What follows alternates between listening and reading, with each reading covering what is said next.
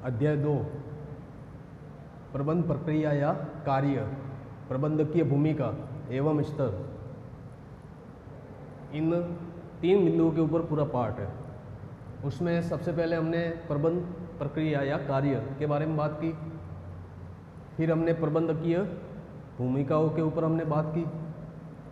आज हम स्तर के ऊपर बात करने वाले हैं।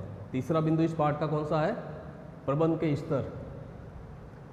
और प्रबंध के स्तर को हम प्रबंधकीय पदानुक्रम भी कह सकते हैं। तो प्रबंधकीय पदानुक्रम होता क्या है?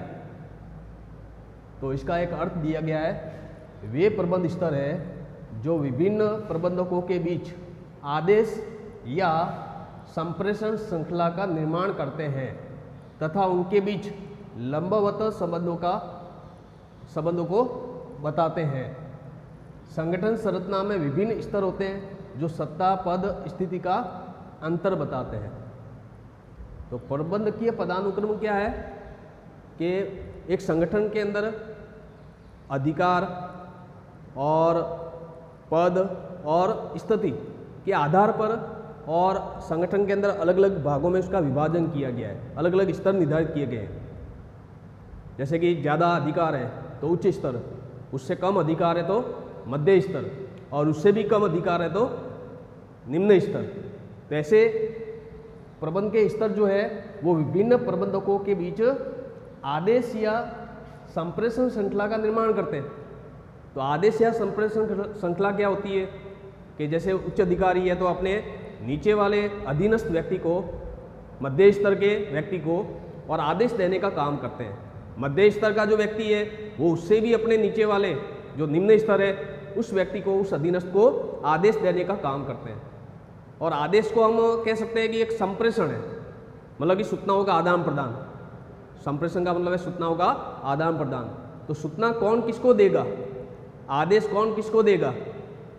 तो ऊपर से नीचे की ओर, जैसे कि अधिकारी अपने अधीनस्थ को आदेश देने का काम करते हैं, निर्देश देने का काम करते हैं।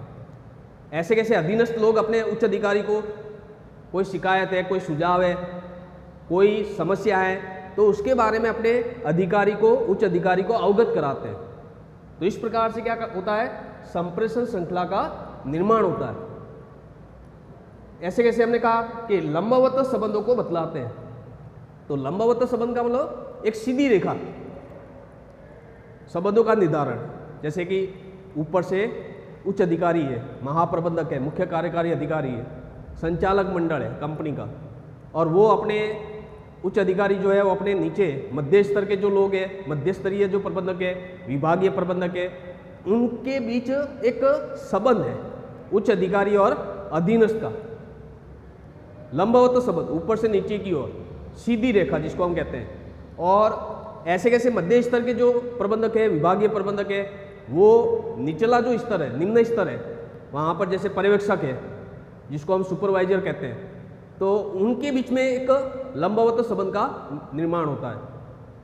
तो इस प्रकार से हम कह सकते हैं कि उनके बीच लंबवत संबंधों को बताने का काम करता है प्रबंधकीय पदानुक्रम। संगठन संरचना में विभिन्न स्तर होते हैं जो सत्ता, पद और स्थिति का अंतर बताते हैं। अंतर का मतलब कि उच्च अधिकारी है तो उसके पास सत्ता ज़्यादा है, अधिकार ज़्यादा है, उसका पद उच्च अधिकारी का पद है, मतलब कि सर्वोच्च पद है, शीर्ष पद है। ऐसे कैसे उनकी स्थिति कैसी है कि वो निर्णय लेने का काम करते हैं, वो योजना बनाने का काम करते हैं। कहने का लो उनकी स्थिति उच्च अधिकारी की है। मध्य स्तर के होते हैं वो अपने अपने विभाग का, अपने अपने विभाग की योजना बनाते हैं, अपने अपने विभाग का और पूरा कार्यक्रम तय करते हैं।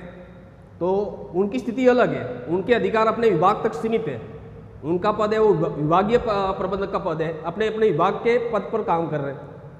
ऐसे कैसे निम्न स्तर पे जो होता है तो उनकी स्थिति अलग है, उनके पास अधिकार कम होते हैं, वो अपने कर्मचारियों की देखरेख करते हैं, कर्मचारियों के कार्यों का निरीक्षण करते हैं। तो कहने का मतलब हर एक स्तर पर अलग अलग पद है, हर एक स्तर पर अलग अलग सत्ता है, अधिकार है, हर एक स्तर पर अलग अलग स्थिति है। इसलिए इसको हम प्रबंधकीय पदानुक्रम कहते हैं। तो प्रबंधकीय पदानुक्रम क्या है ये हमको समझ में आना चाहिए। दूसरी बात है कि प्रबंधकीय पदानुक्रम या स्तर को 3 भागों में बांटा गया है। कितने भागों में? 3 भागों में।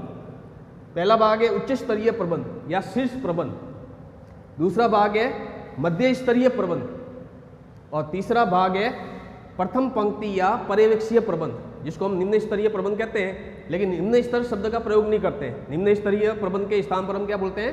प्रथम पंक्ति या पर्यवेक्षीय प्रबंध, जो धरातल पर होते हैं, जहाँ पर कार्य की क्रियान्विति होती है, ठीक है, उसी को हम क्या कहते हैं? प्रथम पंक्ति या पर्यवेक्षीय प्रबंध, जहाँ पर पर्यवेक्षक काम करते हैं, सुपरवाइजर काम करते हैं, इसीलिए इसको नाम दिया गया पर्यवेक्षीय प्रबंध।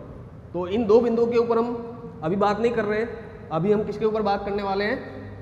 आज का जो विषय है वो कौन सा है? प्रबंधकीय पदानुक्रम या स्तर के जो 3 भाग है, उनमें से पहला जो भाग है उच्च स्तरीय प्रबंध या शीर्ष प्रबंध, इसके ऊपर हम बात करने वाले हैं।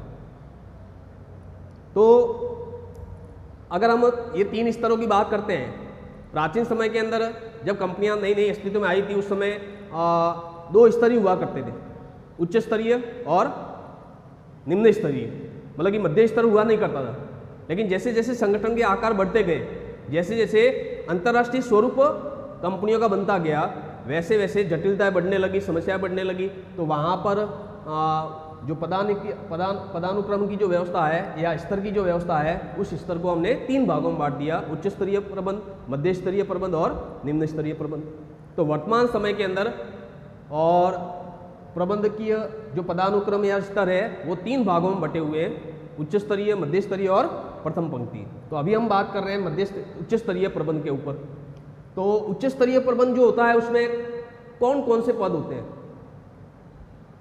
तो एक तो है संचालक मंडल या प्रबंध संचालक, महाप्रबंधक, मुख्य कार्यकारी अधिकारी जिसको हम CEO बोलते हैं, चीफ एग्जीक्यूटिव ऑफिसर, ऐसे कैसे अधिशासी अधिकारी, ये अलग अलग पद नाम है।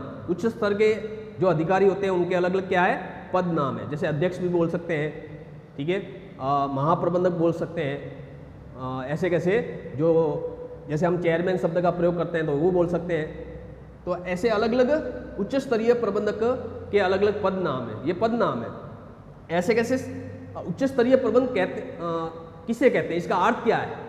तो संगठन के अंदर जो नियोजन का कार्य होता है, प्लानिंग जिसको हम कहते हैं, या नीति निर्धारण का जो कार्य होता है, उसको करने वाले जो प्रबंध है, नियोजन करने वाला और नीति निर्धारण का कार्य करने वाले प्रबंध को हम क्या कहेंगे? उच्च स्तरीय प्रबंध। तो उच्च स्तरीय प्रबंध का अर्थ हमको ध्यान में आना चाहिए। ऐसे कैसे उच्च स्तरीय प्रबंध का मुख्य कार्य क्या है? यदि मुख्य कार्य आपको कहा जाए कि उच्च स्तरीय प्रबंध का मुख्य कार्य बताइए, तो मुख्य कार्य कौन सा है? संस्था की, संगठन की या कंपनी की नीतियों का निर्धारण करना, ताकि संगठन का कुशल संचालन किया जा सके। जो प्रबंधक होते हैं वो नीतियां बनाते हैं, योजनाएं बनाते हैं, और नीतियां अच्छी होगी, योजनाएं अच्छी होगी तो व्यूहरचनाएं अच्छी होगी तो क्या होगा? और कंपनी का संचालन प्रभावित तरीके से होगा। तो प्रबंध का जो कार्य होता है, संगठन का जो कार्य होता है, संगठन के प्रबंध का जो कार्य होता है, वो प्रबंध प्रभावी बने, इसके लिए योजनाएं बनाने का काम किसका है? उच्च स्तरीय प्रबंध का। ऐसे कैसे एक विद्वान है जिसका नाम है लिविंगस्टन, इन्होंने उच्च स्तरीय प्रबंध के कार्यों को 3 भागों में बांटा है। कितने भागों में? 3 भागों में। निर्णयात्मक कार्य, मंशा जानना और न्याय संबंधी कार्य। तो ये भी हमको ध्यान में रखना है कि उच्च स्तरीय प्रबंध का काम है निर्णयात्मक कार्य करना। किसी भी प्रकार की कोई समस्या आ जाती है तो तुरंत निर्णय लेने का जो अधिकार है वो उच्च स्तरीय प्रबंध के पास है। उस समस्या का समाधान करने का निर्णय लेना है, किस प्रकार से समाधान करना है, उसका अधिकार किसके पास है? उच्च स्तरीय प्रबंध के पास है। मंशा जानना, कंपनी के अंदर काम करने वाले, संगठन के अंदर काम करने वाले जितने भी लोग हैं, उन सभी की मंशा जानने का काम भी कौन करेगा? उच्च स्तरीय प्रबंध। या बाहर के जो पक्षकार हैं उनकी मंशा जानने का काम भी कौन करेगा? उच्च स्तरीय प्रबंध। ऐसे कैसे न्याय संबंधी कार्य, विभिन्न पूरे संगठन के अंदर विभिन्न विभाग काम करते हैं, विभिन्न ब्रांचें काम करती है, विभिन्न कर्मचारी काम करते हैं, तो उनके बीच में न्याय व्यवस्था बनी रहे, मतलब कि किसी के साथ किसी भी प्रकार की भेदभाव की नीति उत्पन्न नहीं हो, मतलब कि किसी को ऐसा नहीं लगे कि संगठन के अंदर हमारे साथ और हमारे विभाग के साथ किसी भी प्रकार का भेदभाव किया जा रहा है। मतलब न्याय संबंधी कार्य होना चाहिए, सभी को समान रूप से और महत्व देना। तो ऐसा लिविंगस्टन ने और उच्च स्तरीय प्रबंध के कार्य को 3 भागों में बांटा है। जैसे हमने मुख्य कार्य बताए, अभी हम देखने वाला है सहायक कार्य। उच्च स्तरीय प्रबंध के सहायक कार्य कौन से हैं? तो पहला कार्य है उद्देश्य निश्चित करना, नीतियों की व्याख्या करना। एक संगठन के पहले से हम क्या करते हैं, उद्देश्य निर्धारित करते हैं और नीतियों का क्या करते हैं, निर्माण करते हैं।